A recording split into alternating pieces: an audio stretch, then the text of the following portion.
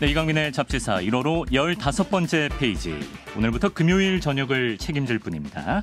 소설가이자 에세이스트이자 방송인이자 뮤지션이자 라떼파파이자 여행자인 대문호 최민석 작가와 함께합니다. 어서 오십시오.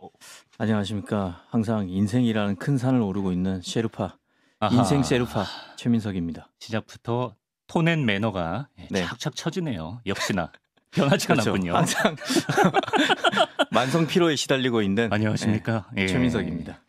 반갑습니다. 최민석 작가는 CBS에서 잊을만 하면 멀쩡히 살아서 돌아오는 대표적인 각설이형 게스트 중 한 명이고, 또 저랑도 호흡을 많이 맞췄습니다만 그래도 아직 최민석 작가를 모르는 분들이 부지기수일 거란 말이에요. 자기소개 겸 인사를. 슬프게도 그렇죠. 슬프게도 사실이죠. 네. 뭐 잠깐 소개를 해주셨는데 본업은 소설가인데 소설이 잘 안 돼서 뭐 여기저기 기웃거리면서 뭐 여행 에세이도 쓰고 글쓰기 강의도 하고 또 방송에서 불러주시면 프로그램 성격, 출연 시간, 분량, 출연료 가리지 않고 불러주는 데마다 다 가고 있는 최민석입니다. 반갑습니다.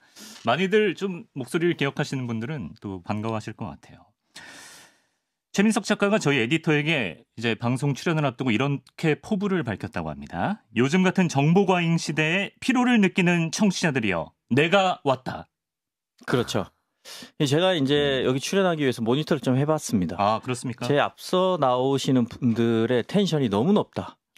너무 높아서 대표적으로 뭐 언급해 주실 수 있나요? 구체적으로 언급하는 거는 또 나중에 게스트 분을 회식 때 만나면 또 그렇죠. 불편해질 수 있으니까 개인적으로 좀 느슨한 방송이 됐으면 좋겠다. 그래요? 지금 이 방송계가 너무 긴장돼 있다. 여기에 좀 느슨함을 가미하는 금요일에 좀 쉬어가는 코너. 긴장감 넘치는 방송계에 느슨함을 내가 얹어주고 싶다. 그렇습니다.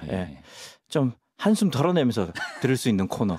그 코너를 제가 맡아보겠다. 그렇게 말씀드렸죠. 사실 라디오로 들으시는 분들은 요 바로 앞으로가 바로 이제 한판 승부. 이름부터 한판 승부. 얼마나 긴장감 넘칩니까? 제목부터 너무 그리고 진중권 씨, 너무 김성애 씨 피곤합니다. 들으면서 움찔움찔하거든요. 그렇죠. 이완할 필요가 있다. 혹시 여기가 진중권 선생님이 앉으시는 자리인가요? 그 자리입니다. 그래서 뭔가 이 자리가 뜨거워요. 제가 여기를 좀 식히고 들어가도록 하겠습니다. 감사합니다. 자, 뭐 하시는 일이 참 많습니다. 소설가, 에세이스트, 방송인, 뮤지션, 라떼파파, 여행자. 참 다양한 일을 하고 계시는데 잡지사에서는 어떤 역할로 나오셨는지요? 사실상 뭐 요즘은 라떼파파에 좀 집중하고 있지만 제가 발음이 벌써 라떼빠빠라고 나오잖아요. 이 에스파뇰이거든요.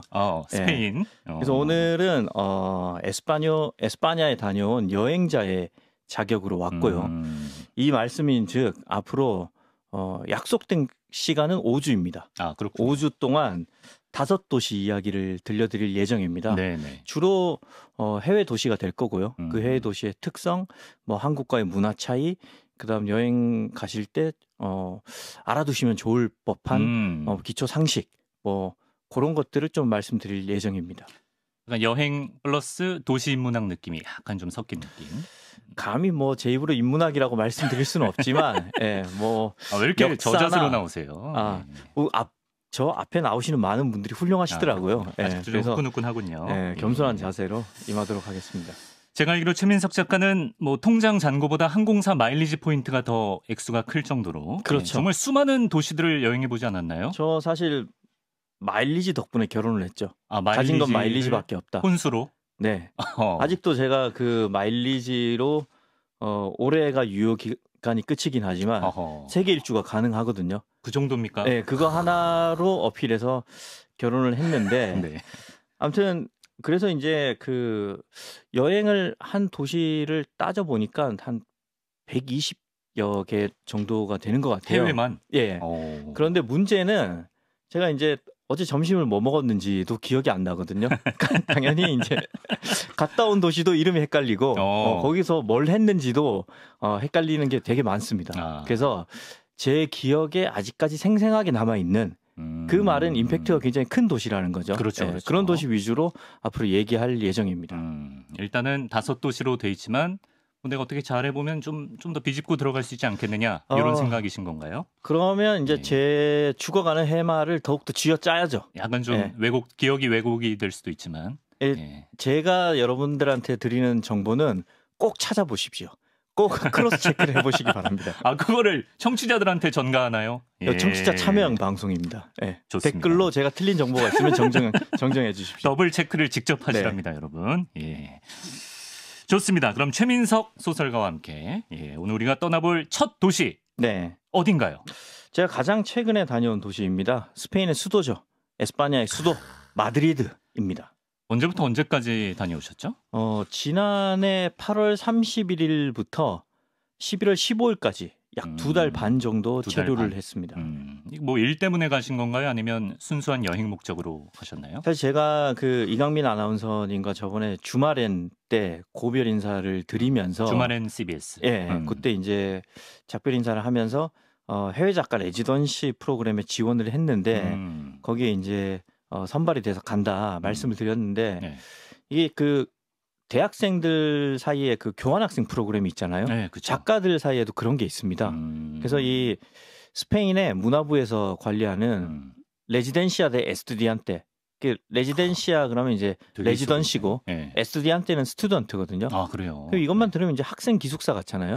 근데 이게 좀 그 유럽의 문화유산으로 지정된 유서 깊은 장소입니다. 아, 그래요? 이게 뭐냐면 그 우리가 흔히 아는 그 스페인의 국민화가 살바도르 달리, 그다음 살바도르 달리, 예, 그리고 스페인의 국민신 로르카 이런 분들이 학생 때 머물렀던 기숙사예요. 저희가 유튜브로 사진도 띄워드리고 있는데, 예. 저희 직접 찍으신 그렇습니다. 그 레지덴시아 에스투디엔테 입구군요. 예, 입구죠. 이제 그 아인슈타인이 상대성 이론의 요약본을 발표하러 오기도 했고, 그쪽 사람들은 아인슈테인이라고 합니까?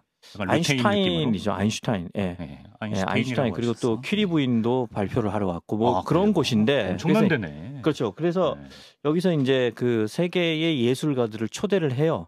그럼 이제 초대를 한 명을 받아서 한국 작가 한 명을 받아서 묵게 해주고 숙식을 제공하고 대신 이제 스페인의 한국 작가 한 명을 스페인의 작가 한 명을 한국의 토지문학관이라고 박경리 선생이 만든 그 뭐라고 해야 되죠?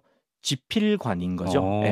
거기서 같은 기간 동안 체류를 하게 해주는 거죠. 트레이드. 예, 거기에 지원을 해서 갔다 온 겁니다. 사실 이것도 제가 알기로 한 3년 전쯤 진작 갔어야 되는데 그렇죠. 하필 코로나가 터져서 못 가고 있다가 그렇죠. 코로나 터지고 나서야 갔다가 또 거기서 코로나를 직접 걸리신 걸로 알고 있습니다. 맞습니다. 가자마자 일주일 만에 걸렸습니다. 참 불운한 아이콘이에요.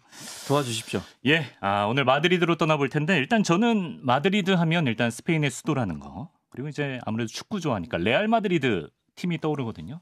그렇죠. 지금 이제 마드리드에 대해서 거의 다 말씀하신 거예요. 가장 큰 두 가지 특성.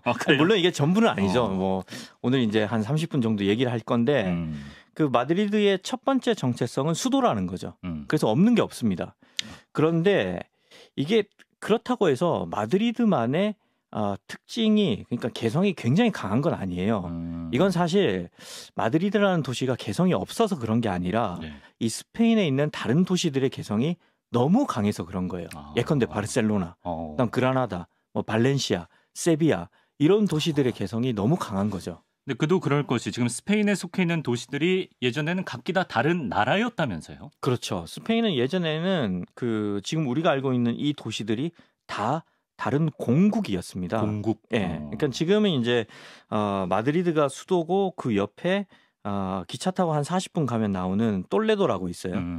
세르반테스가 돈키호스테를 쓸 때 배경지로 삼았던 그 똘레도가 있는데 여기가 옛날에 지금 에스파냐의 본령이라고 볼 수 있는 카스티아의 수도입니다. 카스티아 그러니까, 공국에. 네, 그렇죠. 그러니까 똘레도를 중심으로 한 카스티아가 있고 또 우리가 가장 잘 아는 바르셀로나를 중심으로 한 까탈루냐가 있고 또 그 스페인에서 기차 타고 한 2시간 정도 가면 나오는 사라고사라고 있어요.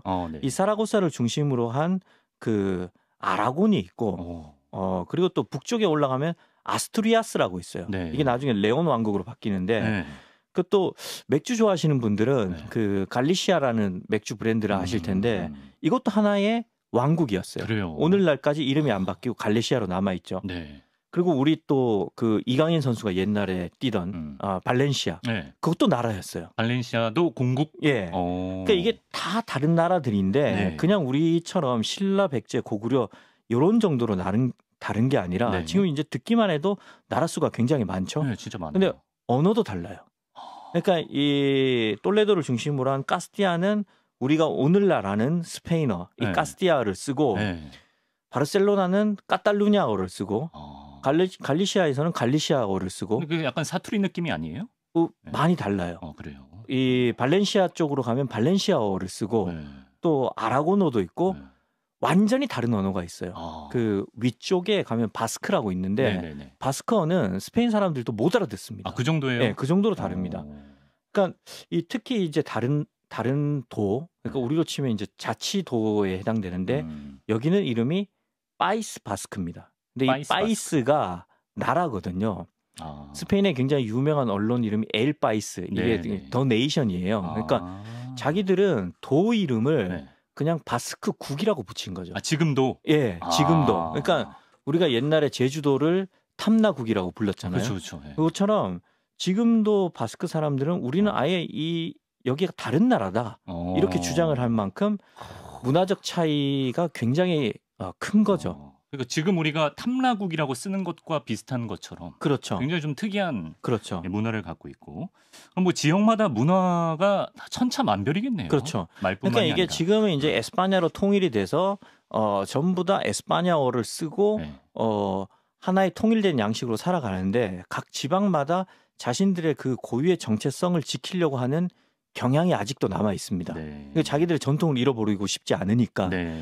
그렇기 때문에 이 뭐 여행을 할 때마다 심지어 다른 나라가 아닌가. 그러니까 스페인 일주를 하는데 마치 유럽의 다른 많은 나라들을 여행하는 듯한 기분이 들고 그렇기 때문에 이 마드리드가 상대적으로 개성이 좀 덜 두드러지는 네. 이유가 되는 거죠. 그렇군요. 그리고 이게 사실 역사적으로 좀 또 깊은 연관이 있어요. 그러니까 준비하신 거 보니까 이 역사를 알기 위해서는 우리가 1936년으로 한번 가봐야 돼요. 그렇습니다. 때는 바야흐로 1936년. 이때에 그 스페인에 아주 혁신적인 토지 개혁이 일어납니다. 토지 개혁이 일어나면 땅을 갖고 있는 보수파들, 그러니까 기득권들은 당연히 반발을 하죠. 그쵸. 그리고 여기에 또 이제 그냥 보수 세력들이 뭔가 이제 반발을 일으키면 좀 정치적인 세력이 힘이 약하니까 그쵸. 파시스트들과 손을 맞잡습니다. 네네. 그러니까 이들과 이제 손을 맞잡았을 때 반란을 일으킨 그 주역이 누구냐? 네. 그 유명한 프란시스코 프랑코죠. 독재자 프랑코. 그렇습니다. 우리가 이제 흔히 프랑코로 알고 있는 인물. 네. 이 프랑코가 스페인 내전을 일으키고 결국은 이 프랑코가 승리를 해요. 네. 1939년에 승리를 하는데 네. 무려 1975년까지 36년 동안 장기 집권을 합니다. 네. 프랑코 얘기를 왜 하신 건가요? 그러니까 이 프랑코 시절에 스페인을 이해하지 않고서는 우리가 스페인 사람들의 정서나 스페인의 문화를 이해할 수 없어요. 그래요? 그게 이제 네. 프랑코의 독재가 얼마나 심했냐면 이때 당시에는 채널이 둘밖에 없어요. 채널 이름도 굉장히 단순합니다. 라우노 라도스. TV예요? 그러니까, 그러니까 1번, 2번이에요. 1TV, 2TV네. 1TV, 2TV예요. 라우노 라도스. 1TV, 2TV거든요. 그 채널 두 개밖에 없으니까 언론을 완벽하게 통제를 하는 거죠. 네. 그리고 완벽한 가톨릭 국가로 천명을 하거든요. 네. 그래서 이혼을 금지시켜요. 결혼도 교회의 허락을 받아야 되고 이혼을 하려고 할 때도 교회의 허락을 받아야 되는데 잘 안 해주죠. 그리고 이 가톨릭 국가다 보니까 임신 중절이 안 되죠. 그래서 피임까지 통제를 합니다. 심지어 가정사회 부부들의 가정사인데 콘돔을 사용하는 걸 금지를 시킵니다. 그 정도로요? 이 정도로 개인의 자유를 굉장히 엄격하게 사실 그 피임기구 자체가 사실 통제의 목적이 있는 물건인데 그것까지 그것마저 통제를 하는 거죠. 액자식 통제를 그렇죠. 통제 오브 더 통제, 컨트롤 오브 더 컨트롤, 통제광인 거죠. 대단한 양반이네. 그러니까 이런 사람이다 보니까 이제 마드리드가 수도잖아요. 그러니까 마드리드는 똘레도 옆에 있으니까 전통적으로 카스티아라고요. 그래서 카스티아를 중심으로 에스파냐 전체를 그러니까 카스티아를 중심으로 해서 이 나라의 정치성을 통일시키려고 합니다. 네. 그러니까 이제 반대 세력들이 굉장히 많고 그렇죠. 그 반대 세력들을 집단 사살하죠. 뭐 이게 이제 우리의 그 광주의 아픔처럼 스페인 사람들의 그 한의 정서, 뭐 집단적인 아픔으로 많이 남아 있는데, 네. 그래서 이제 스페인 사람들과 이 얘기를 할 때는 네. 굉장히 조심스러워야 돼요. 없던 공감 정서까지 끌어올려야 됩니다. 네. 예. 어떤 분들은 그 피해자들이 아직도 살아 있거든요. 그렇겠네요, 일단 진짜. 슬플 수밖에 없어요. 당시 국민들 반발 엄청 심했을 것 같은데. 엄청 심했죠. 근데 이제 그 중에 가장 피해를 많이 받은 지역이 어디냐? 네.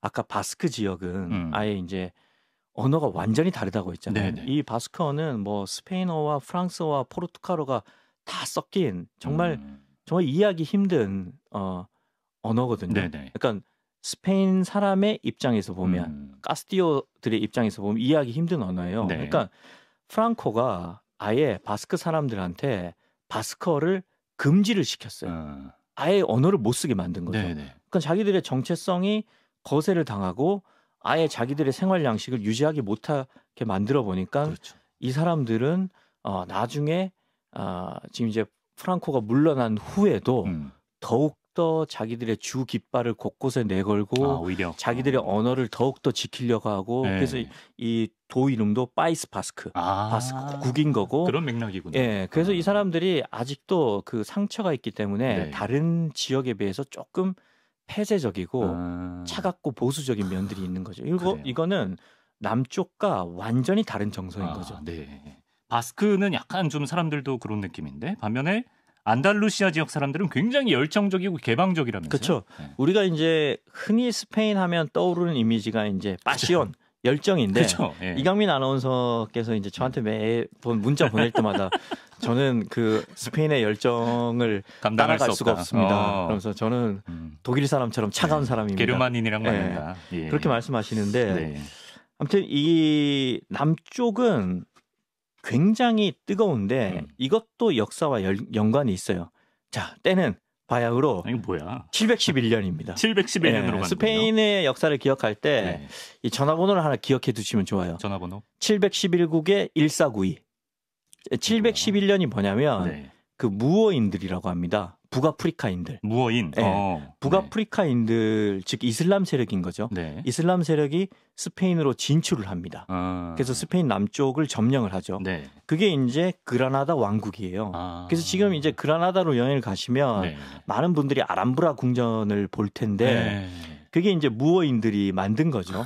그래서 이 무어인들이 약 800년 가까이 스페인 남부인 안달루시아에서 시작을 해서 점차 그 영토를 넓혀서 거의 북쪽에 레온 지방까지 진출을 합니다. 오, 많이 올라갔네요. 예, 그러니까 이 800년 동안 스페인에 있던 기독교 세력들과 이슬람 세력들 간의 다툼이 계속 이어진 거죠. 그러다가 1492년. 그래서 이 1492가 굉장히 유명해요. 이 또 와인 좋아하시는 분들은 그래서 1492라는 그 브랜드가 있는 그 와인 이름이 있는 거예요.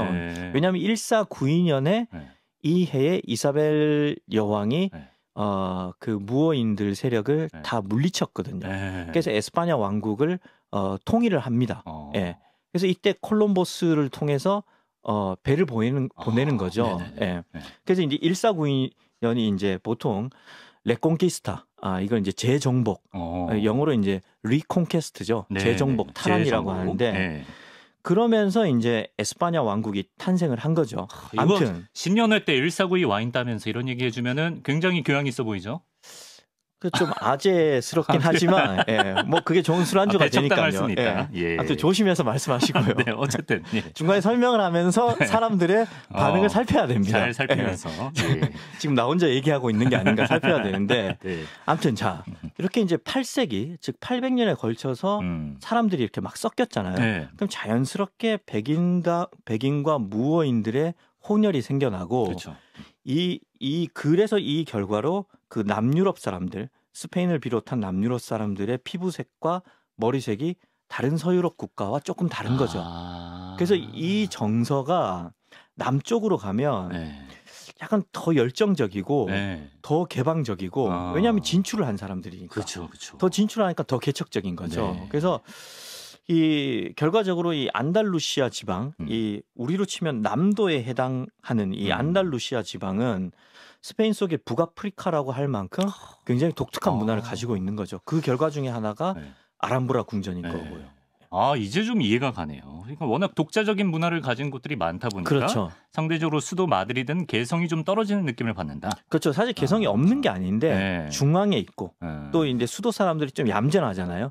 그러니까 뭔가 이제 좀 다른 도시에 비해서 덜 두드러지는데 네. 사실 요런 특성이 그 외국인들 에스파냐에 온 외국인들한테도 영향을 좀 끼쳐요. 그게 무슨 말이에요? 이게 무슨 말이냐면 네. 이제 보통 여기 사는 사람들은 약간 관광객들은 와서 관광을 하고 돌아가는데 그렇죠. 이제 좀 장기 체류를 하는 사람들은 일단 오면 스페인어를 배웁니다. 근데 큰 두 도시가 결국은 바르셀로나랑 마드리드잖아요. 네. 마드리드에 가면 초급반이 많아요. 아, 그래요? 초급반이 많은데 네. 아니 바르셀로나에 가면 초급반이 많은데 바르셀로나엔 초급이 많아. 네. 초급이 많은데 네. 마드리드에는 네. 초급반이 개설이 안 됩니다. 왜냐? 왜? 초급반에 학생이 없어요. 그러니까 마드리드에 오는 사람들은 네. 이미 네. 스페인을 여러 번 왔다 갔다 했고 네. 어느 정도의 실력을 갖춘 사람들이 오는 거죠. 그 왜 그러냐면 네. 우리가 흔히 스페인 하면 네. 떠오르는 도시가 바르셀로나라는 거죠. 가우디가 있고 바다가 있고 예. 캄프누. 그렇죠. 예. 캄프누가 있고 그러다 보니까 대부분의 그 스페인을 처음 접하는 사람들은 바르셀로나에서 생활을 합니다. 아, 그래요. 그리고 이제 스페인에서 어느 정도 경험이 쌓이고 스페인 물을 좀 먹은 사람들이 말도 좀 트이고. 예, 그러면 마드리드가 좀 더 싸고 수도니까 없는 거 다 없고 없는 거 아무것도 없고 생활할 만하다. 생활하기에는 마드리드가 오히려 더 낫다. 바르셀로나는 비싸고 관광객이 너무 많으니까. 그래서 이 마드리드는 약간 중급자들, 그러니까 외국인들도 중급자들이 모이는 도시라고 볼 수 있는 거죠. 이거 진짜 신기하네요. 예. 그러면 그 마드리드에 있는 외국 분들은 어떤 목적으로 방문을 한 경우가 많나요? 이게 이제 유럽마다 그 특성이 좀 다른데 네. 그 유럽의 경제를 이끌어가는 게 이제 독일이잖아요. 네. 큰 나라들. 독일. 영프 독일 중에 이제 독일이고 영국은 EU를 탈퇴했고 그다음에 이제 프랑스고 이런 순서대로 가다 보면 이탈리아와 스페인의 경제적 기반이 좀 약하거든요. 네. 그러다 보니까 일단 스페인어는 돈을 벌려고 배우러 오는 학생들이 많지는 않습니다. 그러니까 독일에서도 제가 어학원을 다녀봤는데 네. 거기는 물어보면 다 취직이 안 돼서 본국에서 취직이 안 돼서 독일에 취직하러 왔다. 자소서 얘기하고. 예, 그런 그런 학생들이 80% 이상이에요. 근데 스페인은 다 자아 실현을 하려고 왔습니다. 그러니까 스페인어 낭만 있네. 예, 스페인어가 중남미에서 많이 쓰이고 사실 인구만 따져놓고 보면 중국어 다음으로 많이 쓰이는 언어거든요. 남미도 쓰니까. 예. 그래서 이제 나이 많은 사람들이 자아 실현을 하러 오고 그렇기 때문에 저는 이제 40대 학생이라서 가서 어울릴 수 있을까 고민을 했는데 이거 웬걸 가보니까 뭐 70대 프랑스 할아버지도 오시고 80대 인도 할머니도 오시고 세계 각국에서 정말 다양한 연령의 사람들이 스페인어를 배우러 오시더라고요. 예. 그러니까 혹시나 청취자 여러분들 중에 장기간 휴가 보통 이제 뭐 석 달은 가실 뭐 아무튼 뭐 한 달 살기 이런 거 많이 하시잖아요. 내가 50대 나이에 학원에 가도 될까? 전혀 걱정하지 마십시오. 가시면 주니어입니다. 물론 이제 최민석 작가는 이미 가정이 있는 사람이긴 하지만 가끔 뭐 약간 국제 연애도 한번 해보고 좀 썸 타러 외국 가는 분들 계시거든요. 아 그렇죠. 제가 아니라 이제 다른 분들. 네, 젊은 사람들은 마드리드는 좀 피해야 되겠는데요. 그런 분들은. 아니요, 근데 마드리드에 젊은 사람들도 많아요. 그러니까 그래요? 이게 마드리드가 정말 용광로 같은 도시인 게, 그러니까 제가 지금 말씀드린 것처럼 뭐 프랑스 할아버지, 뭐 인도 할머니, 저 한국인 아재 뭐 이렇게도 오지만 여기는 또 그 세계 각국에서 다 오지만 결국 그 중상급 이상으로 올라가면 결국 로망스어를 쓰는 국가 사람들이 남습니다. 로망스어라고 하면 이제 이태리어, 그러니까 라틴어를 뿌리로 삼고 있는 언어인 거죠.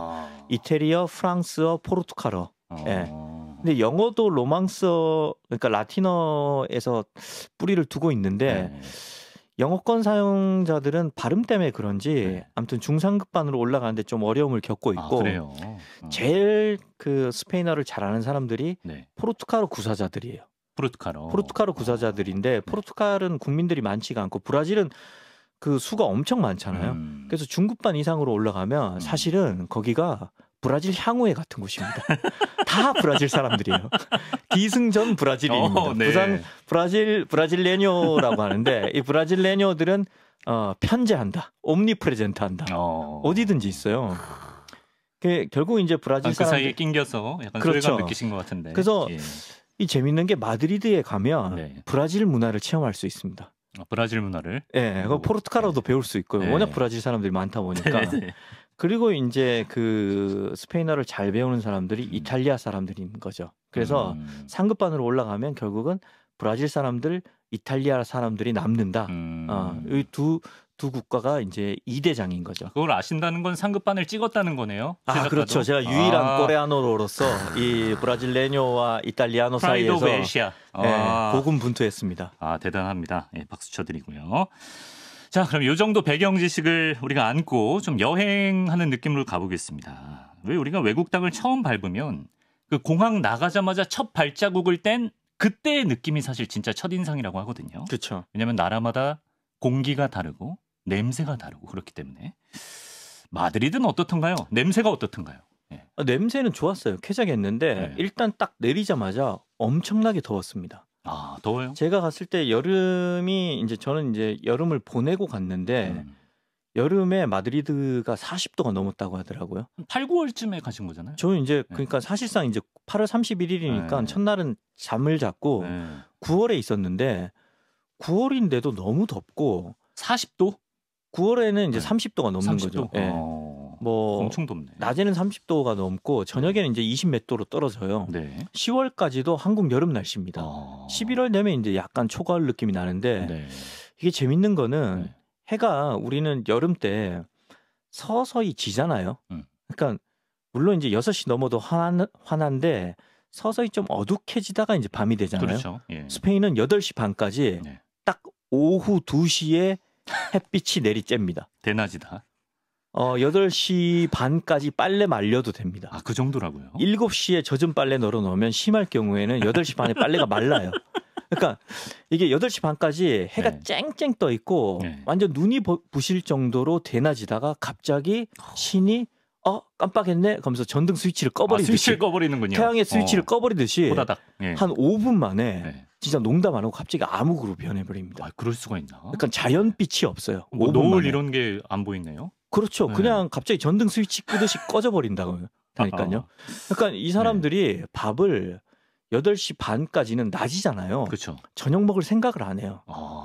그럼 어둑어둑해지고 좀 깜깜해져야 저녁을 먹잖아요. 보통 그렇죠. 그러니까 9시부터 밥을 먹습니다. 밤 9시에 저녁밥을 먹는다? 밤 9시에 저녁밥을 먹죠. 근데 저녁 다 소화시키고 야참 먹을 시간인데. 그렇죠. 근데 이 스페인 사람들이 얼마나 여유가 있어요. 그 메뉴가 프리메로, 세군도, 그다음 포스트레, 옹트레 이런 거, 에피타이저. 그렇죠. 퍼스트, 세컨드, 포스트 이렇게 나뉘거든요. 그러니까 3번에 걸쳐서 나눠 먹는 거예요. 9시 시작했는데. 전체, 그다음 메인 요리, 후식인데 끝나면 10시 반이에요. 10시 반에 끝나면 그냥 자느냐 커피 한잔 하죠. 그렇죠. 그것도 저녁 먹으면서 우리 못다한 얘기 있는데 얘기 좀 더 하자. 그러면 밥 먹고 나면 11시 한 20분쯤 돼요. 잠은 언제 자요? 그때 잡니다. 바로 밥 먹자마자? 바로 자요. 역류성 식도염 걸리는데. 그렇죠. 이강민 아나운서 같은 경우는 그렇죠. 스페인 가면 건강에 유의해야 되는 큰일 거죠. 나죠. 그래서 유럽 사람들은 스페인 사람들이 이렇게 늦게 자고 아침에 일어난 건 또 똑같이 일어나거든요. 해가 빨리 뜨니까.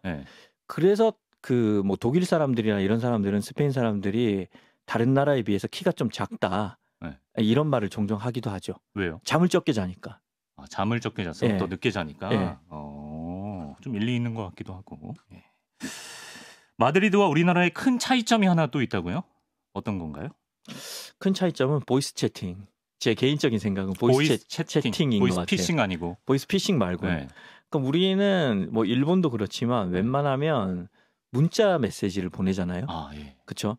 근데 이거는 일본 같은 경우는 남에게 피해를 주지 않으려고 하는 문화, 그런 게 강하긴 하지만 한국은 물론 당연히 그런 문화가 있어요.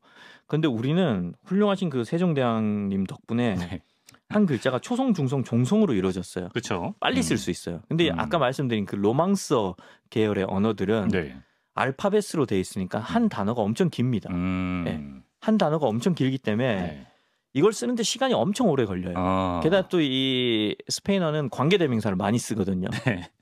그냥 얘기하는 게 아니라 뭐 내가 CBS라고 얘기를 안 하고 역사와 전통이 있는 목동에 위치한 CBS 이런 식으로 이제 대 막 넣어가지고 막 연결하는 거죠. 계속 쓰는 거죠. 그러다 보니까 쓸 말은 많고 성미는 급하고 예. 그러니까 이걸 쓸 수가 없는 거죠. 그래서 그냥 다 녹음을 하는 겁니다. 다 녹음을 해서 보내면 그걸 또 빨리빨리 수시로 들어오거든요. 메시지가. 근데 그걸 언제 또 이어폰을 끼고 들어요. 그렇죠. 빨리 이제 스피커폰으로 듣고 이렇게 또 걸으면서 또 얘기하고 요 뭐야 이라이 하면서 이제 또 한 5분 얘기합니다. 5분 얘기하고 보내면 또 5분 뒤에 답이 와요. 왜 5분 뒤에 옵니까? 그 사람도 5분 동안 얘기했다는 거죠. 그러니까 걷다 보면 사람들이 계속 스피커폰으로 이걸 듣고 있고 이걸 말하고 있고 그러니까 사람들의 일상이 공유되는 거죠. 곳곳에 첩보요원처럼 그렇죠. 듣고 막 말하고 심지어 뭐 지하철에 사는 사람들도 있습니다. 지하철에 단답 문자 이런 건 꿈도 못 꾸네요. 아니요. 단답으로 안 하고 거기에 또 브라질 사람들 많이 와 있잖아요. 또 중남미 사람들도 많이 와 있거든요. 그 다 일상이 공유가 됩니다. 근데 제가 알기로는 중국인들도 약간 그런 문화가 발달했다고 알고 있는데 아닌가? 제가 또 죄송하지만 중국 쪽에는 좀 문외한이라 하나 배워가네요. 그래요? 잘 모르시는군요. 그러고 보니까 근데 중국인들도 그게 맞다면 사실 중국어도 그렇고 스페인어도 그렇고 말이 좀 빠른 편이잖아요. 네. 그런 영향이 있지 않을까 싶은데. 스페인어 그러니까 특히 빨라요. 스페인 사람들이 말을 특히 빨리 하는데 중남미 사람들이 스페인어에 왔을 때 당황할 만큼 말을 빨리 합니다.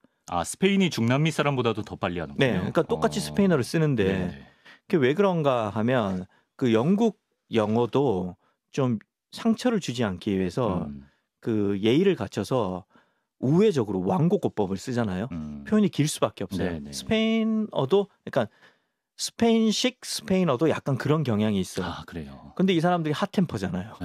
빨리 말해야 돼요. 모순이거든. 그렇죠. 그러니까 할 말은 많은데 격식은 차려야 되고. 격식은 차려야 되고. 그러니까 말을 더 빨리 할 수밖에 없는 거죠. 그러고 그걸 문자로 보낼 수 없으니까 그걸 또 보이스 채팅으로 보내고. 저희 얼마 전에 있었던 이정우 박사라는 분이 딱 그런 스타일이거든요. 할 말은 엄청 많은데 박사라서 격식은 차려야 되고 그래서 말이 엄청 빨라요, 진짜. 빨라질 수밖에 없습니다. 그 느낌이네. 최민석 작가 스페인에 계실 때 제가 굳이 번역기 돌려서 스페인어로 문자를 보낸 적이 있는데 괜히 헛짓거리했네요. 그냥 보이스톡 하나 보내면 될 거를. 그렇죠. 제가 잘 몰랐습니다. 자, 최민석 작가가 또 마드리드에서 받은 문화 충격이 있다고 하던데 어떤 건가요? 우리가 이제 해외 나가면 제일 중요한 게 데이터잖아요. 요즘 이제 데이터 없으면 아무것도 못 하니까 데이터 충전을 수시로 해야 되는 거죠. 그래서 이제 통신사 대리점에 갔어요. 그러니까 제가 이제 딱 30유로짜리를 충전해야 되는데 딱 30유로짜리 상품을 안 팔더라고요. 50유로짜리를 사라. 아니면 15유로짜리를 사라. 제가 알거든요. 15유로짜리를 사면 한 이틀 쓰고 못 써요. 그럼 계속 이틀마다 50 사야 되는 거죠. 50 사야 되는 거죠. 근데 너무 비싸잖아요. 그것까지 필요가 없고. 그래서 이거 어떻게 하느냐. 또 집에 가서 홈페이지로 해야 되냐. 그러니까 당장 필요한데. 그러니까 그 직원이 급하면 저희 주유소 가서 데이터 사든지 그러는 거예요. 주유소에서? 그래서 아니 주유소에서 데이터를 사는 게 말이 되나 싶어서 가봤어요. 근데 갔는데 저는 이제 주유소에서 하라 했길래 미국식 주유소를 생각했어요. 미국에 가면 주유소가 사실 휴게소잖아요. 그쵸. 뭐 없는 거 없잖아요. 대형 편의점 같은 거 있고. 그렇죠. 근데 가니까 한국 주유소보다 더 단출한 규모의 진짜 아무것도 없는 주유소인 거예요. 기름만 파는 거예요. 심지어 낚인 건가? 심지어 물도 안 팔아요. 그 물티슈도 안 팔고. 그리고 가니까 그 직원 사무실에 보니까 관계자 외 출입 금지라고 써 있는 거예요. 들어가지도 못하고. 별것도 없으면서. 기다리니까 이제 직원이 기름 넣고 들어갈 때 잠깐 붙잡고 물어봤죠. 혹시 데이터 충전할 수 있습니까? 그러니까 쓰이 그러면서 바로 그 신용카드 단말기 있잖아요.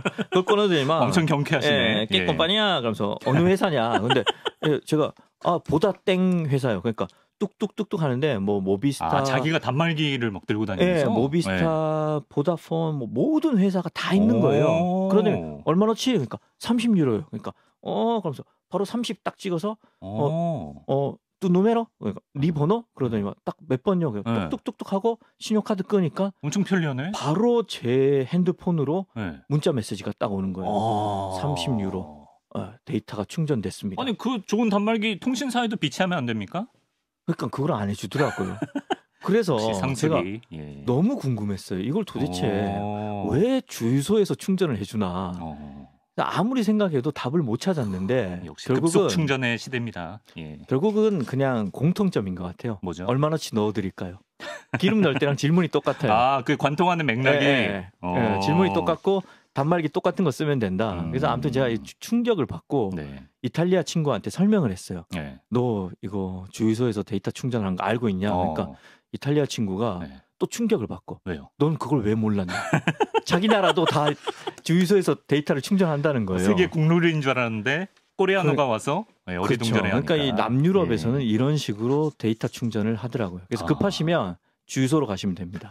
근데 또 생각해 보니까 이상할 게 없어요. 둘 다 충전의 개념이기 때문에 뭐 같이 하지 말란 법이 있습니까? 우리도 그쵸. 뭐 그런 식으로 갈 수도 있는 자동차는 휘발유가 있어야 굴러가고 전화기는 데이터가 있어야 굴러가니까 뭔가 기계를 작동하기 위한 연료를 넣는다.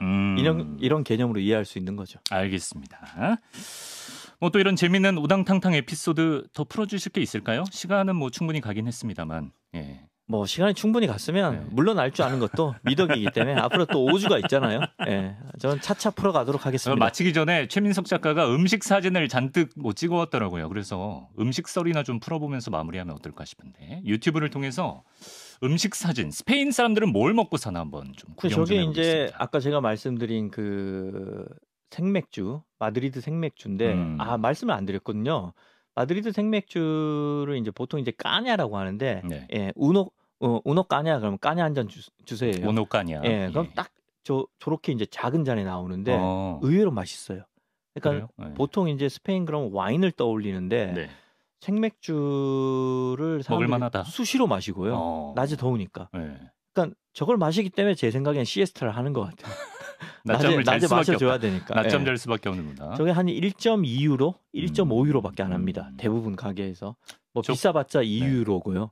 저 고추조림 같이 생긴 건 뭔가요? 가운데 있는 게 이제 그 피미엔토라고 피망이에요. 피망. 이제 고추인데 저거를 이제 소금을 뿌리고 숯불에 굽습니다.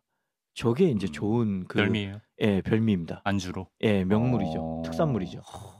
궁금하네. 저게 단가요? 또 많이 뭐 찍어오신 거 없나? 저것도 맥주네요. 마드리드 대표 맥주 마우라고 합니다. 마우 땡인데 잘 찾아보시면 홍대에 빠끼 땡이라고 하는 그 레스토랑에서 저거를 팔고 있습니다. 그새 뭐 여셨나요? 아니 제가 연 건 아니고. 알겠습니다. 끝. 마드리드의 명물 오징어 샌드위치. 이게 마드리드의 명물이에요. 그래요? 그러니까 이 스페인이 해산물이 되게 좋아요. 특히 이제 깔리마리 오징어가 되게 좋은데 제가 먹어본 오징어 중에 제일 맛있는 게 안달루시아 오징어예요. 안달루시아 남쪽에. 제가 오징어계에서는 약간 권위자라고 할 만큼. 왜죠? 왜냐하면 저희 부친이 제가 어릴 때 그 오징어 사업을 하셨어요. 그렇습니까? 그래서 쫄딱 망했습니다. 그럼 권위자예요. 그래서 제가 초등학교 시절에 도시락 반찬 매번 오징어였고, 아무튼 오징어를 한 맺힐만큼 많이 먹었는데, 오징어를 굉장히 지겨워하는 사람인데 안달루시아 오징어는 지겨운 저도 너무나 맛있었다. 세계 최고의 오징어는 안달루시아다. 그 부친의 아픔을 생각나게 하는 맛이었다. 아픔을 잊게 할 만큼. 잊게 할 만큼. 안달루시아 오징어가 좋은데 아무튼 그에 못지않게 마드리드에서도 오징어를 주 재료로 한 샌드위치를 만들어요. 저게 이제 보카디오스 데 깔라마레스라고 하는데 오징어 샌드위치죠. 소스는 소스 안 뿌려요. 그냥 오징어랑 빵만 먹습니까? 오징어랑 빵만 먹는데 어떤 집은 마요네즈를 뿌립니다. 근데 저 오징어 튀김 자체가 굉장히 바삭하고 쫄깃합니다. 그래서 저것도 지금 가격 보이죠? 3.6유로. 저렴하네요. 한국 돈은 한 5,000원 하죠. 저게 심지어 관광지에 있는 시내 중심지의 물가입니다. 꼭 한번 드셔보시라고 국민 간식 느낌이군요. 오징어 샌드위치 되게 궁금하네요. 그러니까 저거를 마드리드 가서 안 드시면 한국에 와서 비빔밥과 불고기를 안 먹고 돌아가는 것이다. 이렇게 생각하시면 됩니다. 알겠습니다. 스페인 특유의 커피, 꼬르따도라고 하는 커피가 있나 보네요. 꼬르따도 이거는 이제 줄인 뭐 이런 뜻인데 짧다는 거예요. 네. 제가 보시면 제 손이 저렇게 큰 게 아니라 저 커피 잔 자체가 작습니다. 에스프레소 잔에 그 라떼 거품을 올려줘요. 그런 에스프레소 잔이네. 그렇죠. 그걸 섞어서 마시는 거죠. 이탈리아 사람들은 그냥 에스프레소를 마시고 스페인 사람들은 저렇게 우유 거품을 넣어서 약간 달달하게 꼬르따도라고 해서 마시죠. 저것도 1.5유로밖에 안 합니다. 1.5유로? 네. 되게 가격이 민감하시네요. 이렇게 말하면 참 싼 도시 같죠? 비싼 건 비쌉니다. 만만치 않군요. 예, 알겠습니다. 최민수 작가 뭐 여행기 시리즈로 좀 내담한 느낌이 있는데 마드리드 일기도 만나볼 수 있나요? 밀리에서 땡이라는 애플리케이션에서 연재를 했고요. 이미 여러분 보실 수 있고요. 연재에서 못 푼 그 인터넷에서 연재로 못 올린 분량은 나중에 책으로 출판을 해서 여러분들께 갑자기 찾아갈 예정입니다. 예. 갑자기 출판이 잘 안 돼서 목이 메이네요. 그래서 사실 여행 갔다 오면 다들 브이로그로 그거를 재가공하는데 우리 최민석 작가는 아직도 손수 일기를 씁니다. 그런 감성 많이 찾아주시고요. 끝으로 정말 끝으로 마드리드에 가면 아무리 바빠도 여기만큼은 꼭 가시면 좋겠다 추천해 주신다면? 그 약간 힙스터들의 동네를 좋아하시는 분들은 우에르타, 라바피에스, 젠트리피케이션이 일어나고 있는 동네이라서 우에르타? 우에르타랑 라바피에스 이 동네들이 계속 변하고 있어요. 지금 제가 돌아온 이후에도 또 변했을 겁니다. 그래서 갈 때마다 새로운 면을 보실 수 있을 거고요. 지금 현재 마드리드가 어떻게 변하고 있다. 마드리드의 원주민들은 어떻게 살았다. 그 모습들이 공존해 있는 공간이고요.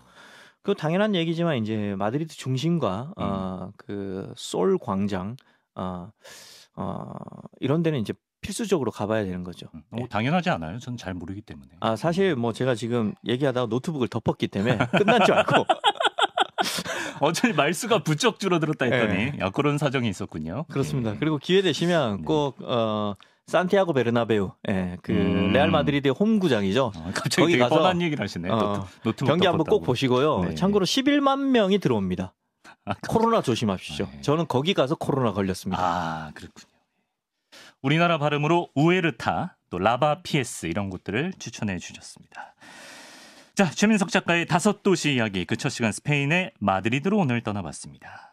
그라시아스, 세뇨르 초이, 바이바이. 그라시아스. 아디오스. 고맙습니다.